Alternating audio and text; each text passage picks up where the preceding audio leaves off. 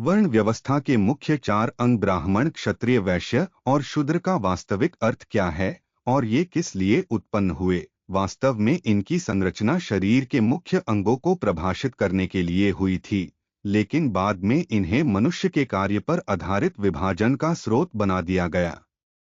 जब मनुष्य के शरीर की संरचना हुई तो सबसे पहले मुख यानी मुंह को ब्राह्मण वर्ण से प्रभाषित किया गया, क्योंकि कोई भी मनुष्य वेद, शास्त्र, मंत्र या किसी भी शक्ति का नाम उच्चारण करता है तो उसमें मनुष्य मुख की बहुत अहम भूमिका होती है। इसके बिना ना कुछ अर्जित किया जा सकता है और ना ही वितरण किया जा सकता है।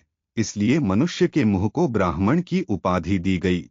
उसके बाद मनुष्य के हाथों का नंबर आता है, जिन्हें क्षत्रिय की उपाधि दी गई, क्योंकि युद्ध हो चाहे मेहनत का काम, हाथों की भी इसके अहम भूमिका होती है। अगर मनुष्य के हाथ न हो तो वह शक्तिहीन है। इसलिए मनुष्य के हाथों को क्षत्रिय की उपाधि दी गई थी। अब तीसरा नंबर आता है वैश्य का।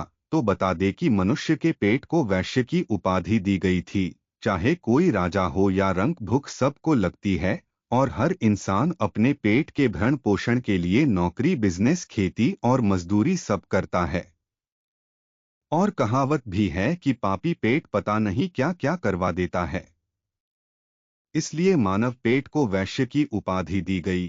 चौथा नंबर आता है शूद्र का। मनुष्य के पैरों को शूद्र से प्रभाषित किया गया था, क्योंकि चाहे कितनी भी गंदी से गंदी जगह क्यों ना हो, पैरों को तो वहां रखना ही पड़ता है। और जब किसी चीज को हम हाथ लगाने से कतराते हैं तो हम पैर लगाकर ही चेक कर लेते हैं। और हम चाहे पूरे शरीर को कीचड़ या गंदगी से बचा ले, लेकिन हमें पैर तो वहां रखने ही पड़ते हैं। इसलिए इन्हें शूद्र से प्रभाषित किया गया। लेकिन इस व्याख्या को जिसने सबसे पहले पढ़ा तो उसके बाद इस सच्चाई को किसी के आगे नहीं आने दिया, और इसे अपने हित के लिए किस तरह से समाज में पेश किया गया वो सबके सामने है। और आज ये उसी का दुष्प्रभाव है कि इस गलत तरीके से पेश की गई धारणा ने इंसान को ही इंसान से बांट दिया और अलग कर दिया। इंसान के अंगों के बंटवारे ने इंसानों को ही बांट दिया। लेकिन इसमें दोष परमात्मा का नहीं है, उसने तो सिर्फ इंसान बनाया है।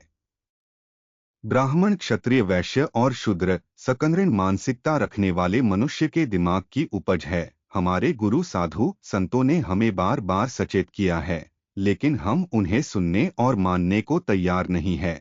इसलिए हमने गुरु परंपरा को सर्वप्रिय रखते हुए आपको सच्चाई से अवगत कराने की कोशिश की है। हमारी इस वीडियो का उद्देश्य किसी की भी धार्मिक भावना को आहत करना कदाचित नहीं है। जय वाल्मीकि जी। हर हर वाल्मीकि जी।